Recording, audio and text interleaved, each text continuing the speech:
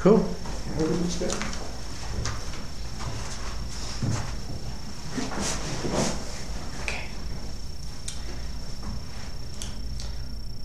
Hi everyone, this is Sohail Khan, CEO and co-founder of thejvclub.com, and welcome once again to my series called Interviews with the Experts. And today I'm in Tampa in the US, and I'm very excited today to have Ronak, who like myself is a business and marketing strategist, and we're going to learn more about exactly what Ronak does and why we're all excited today to have him being interviewed. First of all, Ronak, thank you very much for coming to the interview. Thank you very much for being interviewed. And I'd like to ask you first of all, Ronak, so you're an expert consultant, having engineered thousands of dollars in increased business for your clients. Now, what do you do? And tell my viewers, what do you do and how do you do it? Sure, my pleasure, Sohail. Well, essentially what I do is I take low-risk strategies that are quick to implement and try to use them to engineer great gains and profits in a minimal period of time. Wow, okay. And as most of you know, I'm known as the JV guy, the joint venture expert. And I talk a lot about joint ventures and strategic alliances when I speak on stage. And obviously, the JV Club was formed because of the need for joint ventures and strategic alliances. So, tell me, Ronak, tell me more about strategic alliances.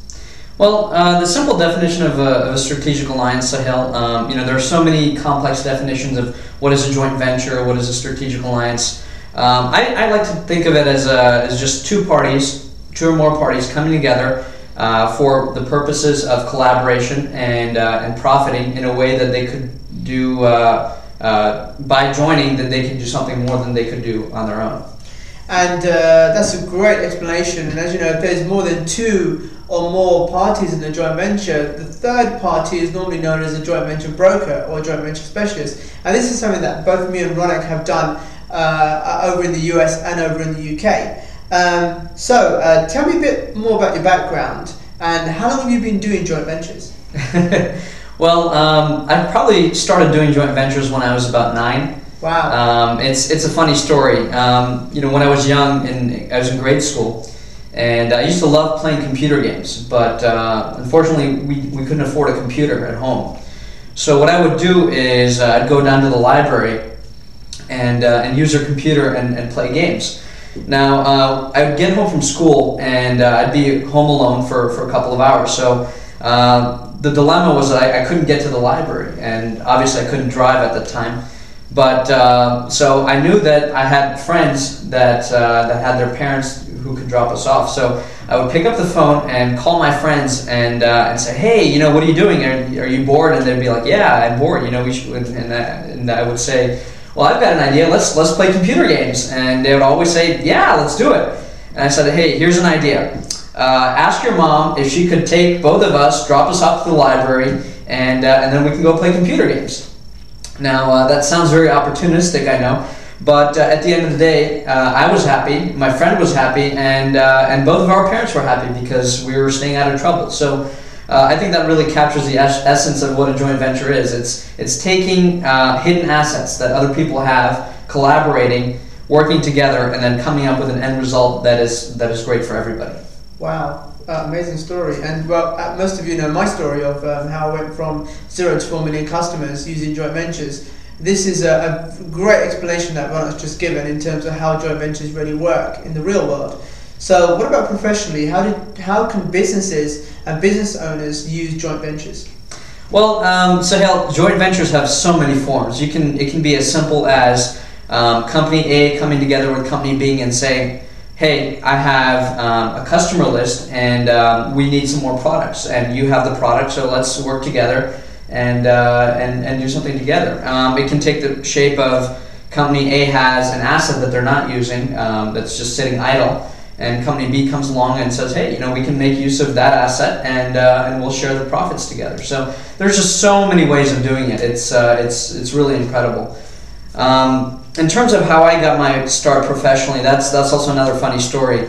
Like most entrepreneurs, I was a bit of a renegade. So when I fresh out of school, I had some internships that I was doing while I was at school, And I lasted about, I think it was 10 days in that job before I realized that this is absolutely not what I want to do. I'm not fit for the corporate environment. I have to work for myself.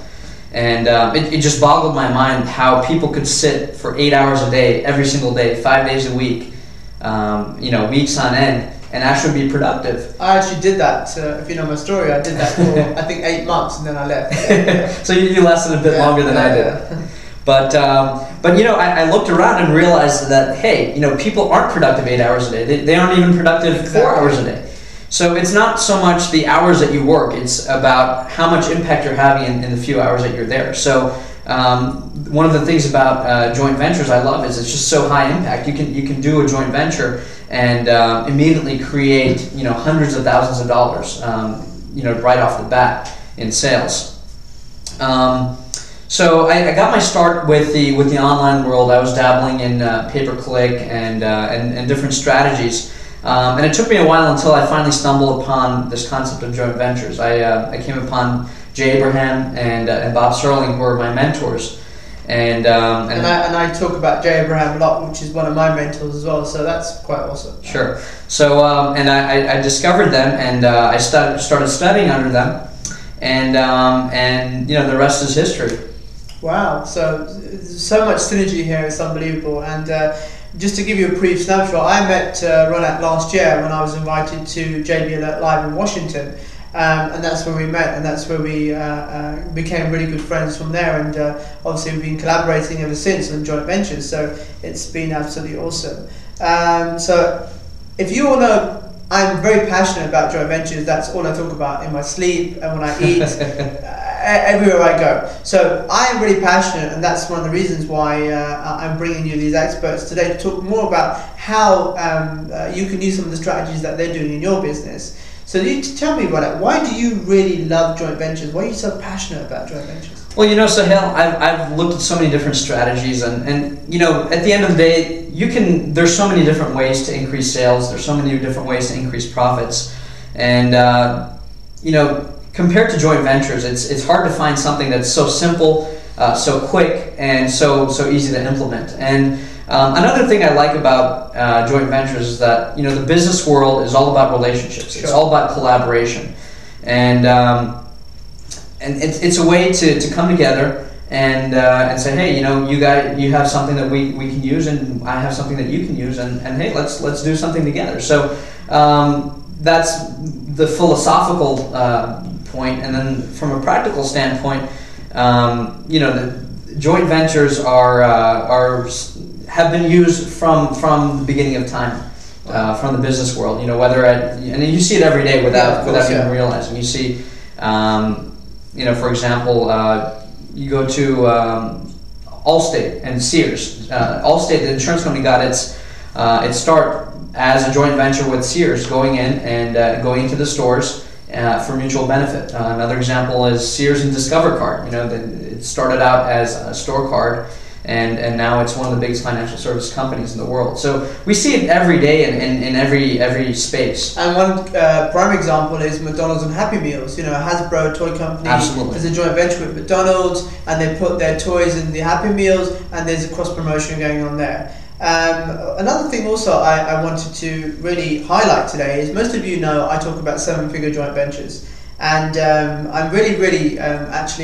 pleased to say that Ronak has actually worked with an 8-figure company doing a joint venture. So do you want to share more about how you did this amazing joint venture with an 8-figure Sure. company? Absolutely. Well, there was one company in the education industry, and as you know, education is very cyclical. They have the back-to-school season, and then things start to slow down, and then it's very up and down. So they were having this issue where they were selling a lot at a certain point, and then basically they would stop, and they had nothing else to sell them. So we went in there and approached them and said, look, you guys are selling. You guys are doing a great job of selling what you're selling, and your customers love you, but you've kind of reached a plateau there, so you don't have anything else to sell them. So why not go in? Let's find some other products that are not directly competing with what you have, but that would be of interest to your clients. So what we did was we found a music training program, and and we brought them in, and we set up the joint venture. It was great for the company because they got access to a new product. Sure. They didn't have to set it up themselves. They didn't have to create the product. They didn't have to even store it. They don't even have to fulfill it. All they had to do was notify their customers, and it was great for the other company because they got a new distribution channel that they wouldn't otherwise have gotten. So there was an equal sharing of profits on all sides, and that just hit it out of the park. They sold within, I believe it was 3 or 4 weeks. They sold over $100,000 worth. Wow. No, actually, it was 14 days. Wow. It was 14 days. 2 weeks. And they got up to 100,000, and then they way surpassed that since then. So it's been very good. Awesome. So Ronak's just talked about basically another company already having a distribution channel, and obviously they're looking to put another product within their distribution channel and basically sell someone else's product to increase their revenue and profits. So let me ask you, why would a company want to sell someone else's products? Well, that's actually a good question, Sohail. As I mentioned, there's only so much. Every company has a limit as to what they can do. And let's say they have 2 or 3 products, or even if they have 100 products, right? Ultimately, every company is in business to serve the customer. Sure. So you can serve the customer by selling your own products, or you can serve the customer by selling another company's products that is equally high quality, high value.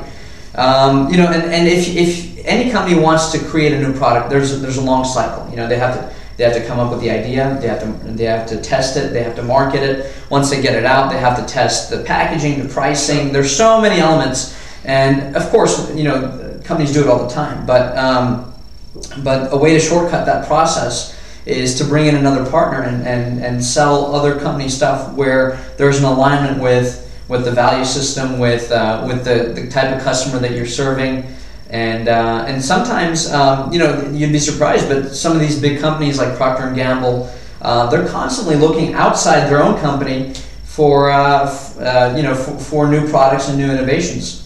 So it's nothing new. This is something that big companies are doing all the time. And what about the flip side? Let's say, for example, why would a product owner who owns a product want to give away a big chunk of their profits that way? Well, that's a good point. I think from the product perspective, it's very beneficial because you're gaining a new distribution channel that you may not have had otherwise. Let's say you're in retail stores, but maybe you're not in the catalogs, or maybe you're not in online. So it gives an opportunity to risk with low risk to get into a distribution channel. You don't have to pay in advance. You don't have to deal with retailers and credit terms and things like that. And you have access to this channel. And if it works, it's great. If it doesn't work, you haven't lost anything. So really, and the other great thing, and it's kind of a bonus, is that you're getting the endorsement of a third party, and that is very, very powerful. Especially if you have a company that has a lot of credibility with their customers, and they say, hey, we have a partner that is offering product B, you should check it out. That alone is worth hundreds of thousands of dollars potentially. Wow. And something that I talk about a lot is there's no competition, there's only collaboration. The other day I was in a meeting with some very influential business people that were doing between 7 and 8 figures, and one of the guys who was very successful understood joint ventures, and he came up with a phrase, co-opetition, which was quite funny when we heard it. It was like competitors collaborating to form joint ventures. So you mentioned that competition is overrated. What do you mean by that statement? Absolutely. If you look at it, competition, let's say you're in industry X, you're going to have a limited amount of competitors. Let's say you have 10 competitors within your industry. But what most companies fail to realize is that for every one competitor, you have potentially hundreds of collaborators. You don't necessarily have to get together with your competitors and try to work together, but let's say if you're selling golf equipment, why not get in touch with somebody who's selling, something similar in that same marketplace. For example, a lot of golfers, they're into luxury vacations, for example. So how many luxury vacation companies are there? How many how many companies are there that offer other sports that is not conflicting with the golf market? So you may be in a market, let's say, you're selling golf clubs. Maybe there's 10 companies selling golf clubs, but hey, there's hundreds and thousands of companies selling all these other things that you could be selling. So why focus on competition when you can be collaborating with so many other companies and making everybody so much more money? Another example could be, for example, let's say you have high-end and low-end golf clubs, but you're in the low-end market, but then you want to move into a different market altogether. So now you can actually do that just by getting in touch and doing a JV with one of your competitors who is in the same market but the high-end. So you could do a lot of, swapping between, cross promotions, and each of the customers that you have on your list, you can now do cross promotions, which is really cool. So tell me, I see a lot of mistakes being made when people try and do joint ventures. So tell me, what are some of the biggest mistakes that you see? Well, first of all, it would be not doing them. Yeah. So I run into a lot of companies who will say, it's a good concept, but we don't know if we want to do it. It sounds risky. It's different. We've never done it before. And my response to that is, look, whatever it is, it's very simple to take anything that seems high risk and do a simple low risk test. There's nothing that you cannot do that instead of trying it with your whole company, just try it with a small percentage. Take a small test, see if it works. If it works, hey, great. If not, nothing lost. But especially in today's economy, companies are collaborating. Customers are more into the social interaction, and the way that you do a joint venture, it's very similar to the way people have social interaction. So if I see a great great new car and I got a great new deal on a car, I want to share that with my friends. Similarly, if a company has access to another product that they can provide to their customers at a good price, that mimics that same phenomenon. So one of the greatest mistakes I would say is not testing it. If there's no commitment that says that you have to do it forever. You try it out. If it works, hey, great. If not, nothing lost. So that would be the number one mistake in my mind. Wow. And one of the biggest things with joint ventures, recently while here in Tampa, I actually met up with, if most of you probably know who Tony Robbins is, I met up with one of Tony Robbins' right hand guys, and we spoke a lot about what's going on in the industry right now and in the economy. And he did tell me that I love people who come to me with a results guaranteed approach, as in, let me do this strategy for you and I'll implement it, and then you pay me on results. So joint ventures is pretty much the same. It's really, really great. You do a joint venture, and then the results that I gain from a joint venture is what you either pay your money on or what you make your money on, and it's really, really cool. So once again, why should someone hire a joint venture expert like you to help them? Well, it's kind of like anything else, Sohail, in the business world. If you want to set up a phone system, you can do it yourself, or you can hire an expert. If you want to set up your computer system, you can get in there with the wires and try plugging everything in, or you can call someone who knows how to do it. Ultimately, it's all about core competency, right? Sure. I've people like you and me who are joint venture consultants, we've been trained in how to do it. We've had experiences engineering millions of dollars worth of joint ventures, and really the proposition is highly favorable to the company, because any joint venture consultant worth their salt is going to get majority of their compensation from the profits. Sure. So you see that there's some alignment there with the objectives of both the company and the consultant. So, and besides that, there's so many nuances of joint ventures. Okay, let's say you want to do one. How are you going to find the partners? Which partners do you look for? How you have to do the negotiations with all the partners. Similarly, how do you find the best distribution channels? And manage the joint venture as well. That's the biggest thing. That's the biggest thing. Most business owners, they don't have time to manage joint ventures, and most big companies have dedicated JV managers, but a dedicated JV manager is going to cost you a salary. Sure. So that's where you need to bring in a joint venture expert like Ronak, who can say, look, let me just come in, I'll set it all up for you, and I just require a percentage of the results, and that's based on results, which is really, really great. And the other thing is you always have to have someone who's taking ownership of that particular joint venture or project that you're doing. And anything that you do, if there's no one in charge, then it's not going to move forward. I'm sure you've had this experience as well. If you have someone in charge and moving the thing forward, even if it's a matter of making sure people are on top, both companies are working forward and working towards that goal, that helps them move forward. And the other thing that's often overlooked is that a joint venture consultant is kind of like the third party. Yeah. So if you have one company, they're going to be looking out for their interests. Company B is looking out for their interests. You need a third person to be objective and look out for everybody's interests and just to make sure things are moving along fairly. And for the last 10 months, I've spent most of my time training over 40 joint venture consultants, which we're hoping to, that's both from the US and UK, which we're hoping to incorporate into the JV Club.